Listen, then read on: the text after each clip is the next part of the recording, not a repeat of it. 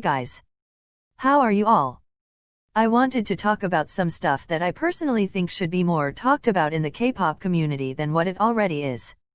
I just want to say that this video is just to be sharing with you topics and not to make a fuss about topics that are not being quote-unquote talked about enough. If you search this topic up, there are a couple of videos that talk about the actions of DONI and CONI, and I can link some down in the description box for y'all. But back to point, I don't think people talk about this as much as they should, because I think DONI and CONI should really be exposed for what they do to idols. For example, they told Jackson from GOT7 that he would be flown out to Hong Kong where his mom lived and would be able to see his mom for the first time in a long time, but they kept going on about for it so long that Jackson eventually believed it, and once they got to the airport they told him only then that it was a prank. It's pretty disgusting what they do just for views and to keep their jobs. Again, if you would like to see more about this, check the description for more details. Apart from people saying Fromies is mistreated because they only promote IZ*ONE and not Fromies, and not knowing the whole story, I don't see people talking about the truth much. Off the record took in IZ*ONE and Fromies at the same time, and with IZ*ONE being a non-permanent group, it's obvious yes, IZ*ONE will be getting promoted more and Fromies won't, because Fromies is a permanent group unlike IZ*ONE. I do not think it is because off the record is biased. This obviously causes some problems because Fromies is basically wasting their years from their contract just sitting like waiting ducks and doing hardly nothing. All I can say is I hope that things get better for Fromies, because they were at their peak point with fun and then almost lost all the hype they had gotten. Music does not have limits.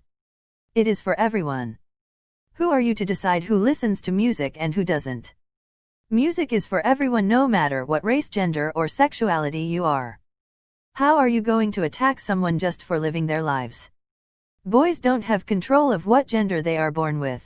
Just because it seems like there are a lot of girls in the K-pop community doesn't mean there isn't any boys. How could you be so foolish?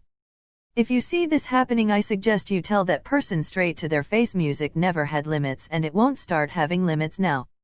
If you're a boy who went through bullying like this, I'm really sorry. There's better people in this world that don't actually attack people for living, I promise. I'm aware a lot of people talk about 17 mistreatment, but I don't really see enough about other artists. For example, NU'EST had to take public transportation to music shows and other places. This meant that they didn't have a manager taking them anywhere and they had to pay for their own trips. This is also very unsafe because fans of them could take the same transportation as them or even follow them. NU'EST also did not have a makeup artist and had to do the styling for themselves. PLEDIS had a girl group named After School and they have not had a comeback since 2013. I'm not sure about you, but I think that's pretty long. I'll also mention some things about 17 while I can. For some stages, they told 17 they had to buy their own in-ear buds and they would not provide them. Those buds are critical for a stage because if they don't have, they cannot hear themselves singing clearly. I hope PLEDIS gets better, but seeing how long this has gone on for, I don't see it getting better anytime soon. I don't think we even need to talk about Preston. I couldn't find any images, but I saw a tweet that said maybe if Sully stanned Luna, she wouldn't be dead. If you're not aware, Sully was a member of FX that died for certain reasons which I won't mention just in case people have trigger issues, and for her respect. I think that people need to stop saying that Stan Luna is getting annoying. We already know it is. Even if it is a joke, things like this make it toxic and it has gone too far. There is plenty more that I cannot even put on this list. Please, if you see people doing this, tell them to stop or report the account. If it's better for you, block them. I don't understand the trend. It went from a little saying to rude and offensive jokes. The person that made that joke knew what they said, so there is no reason to protect them, not like anyone would in the first place. I am so sorry to rant, it just disgusts me so much. I'm trying to fit as much as I can. I think this is a very big issue we need to talk about, considering the fact that SM is literally being racist towards idols. Haeun, an ex-member of Super Junior, sued SM for mistreatment, and he stated he was not allowed to do commercials and he was also not allowed to participate in certain portions of their schedules. He said he felt he had lost all hope that he had. They also wouldn't allow him to have acting abilities.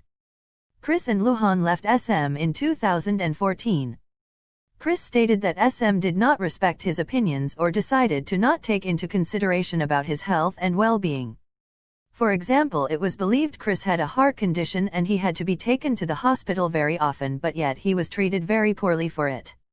Luhan said that SM treated XOK, the Korean members, differently than they did the Chinese member aka XOM. XOK did a lot of promotions and got a lot of love from, but they did nothing for the Chinese members.